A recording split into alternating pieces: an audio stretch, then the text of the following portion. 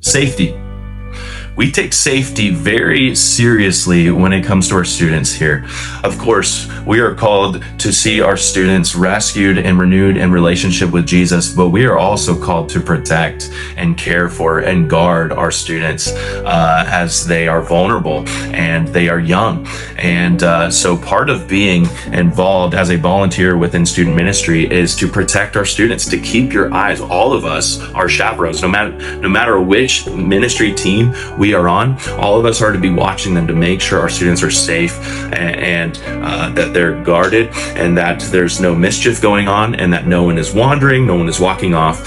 I do want to say this, every Sunday night we have a CERT member, a security guard, who will be walking the campus making sure students are protected and safe, nobody's wandering. But how can we as student ministry volunteers keep our students safe? And then how can we keep ourselves safe?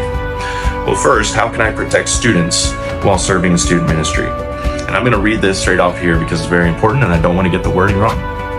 It is a priority that we follow legal guidelines for reporting abuse. If you have any suspicion that a student is experiencing abuse at home, school, sports, etc., please notify myself and Sharon Hale, and we will help you walk through the proper channels of reporting abuse. If a student ever shares something where you're uncertain whether it needs to be shared with parents or not, please contact me and or Sharon Hill for the ladies. We are here to help parents disciple their students, not hide students from their parents. Now, how can I protect myself? How can we protect ourselves as volunteers within student ministry? It is a priority that we guard ourselves and our students from inappropriate and unwise situations. So here are some guidelines and rules that must be followed. Number one, never be in a room alone with a student.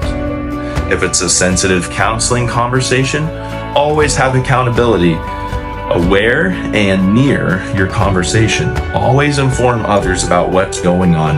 Always be in a line of sight. Always have a door open if the conversation is necessary and inform someone else about what's going on. Number two, avoid being the only male in a room of females and vice versa.